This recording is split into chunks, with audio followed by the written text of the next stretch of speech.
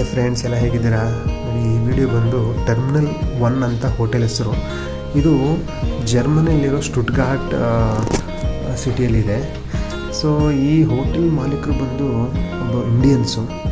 ಇಲ್ಲಿ ತುಂಬ ಜನ ಇಂಡಿಯನ್ಸೇ ಸ್ಟೇ ಆಗ್ತಾರೆ. ನೀವು ನೋಡ್ತಾ ಇರ್ಬೋದು 2011 ಚಾಂಪಿಯನ್ಸ್ ಫೋಟೋ ಇದೆ. ಆಮೇಲೆ ಈ ಹೋಟೆಲ್ ಒಂದು ಸ್ಪೆಷಾಲಿಟಿ ಏನು ಅಂತಂದರೆ, ಈ ಹೋಟೆಲಲ್ಲಿ ಇದು ನಿಮ್ಗೆ ಹೇಳಿದ ಪ್ರಕಾರ ಟರ್ಮಿನಲ್ 1 ಅಂತ ಇಂಡಿಯಾದೇ.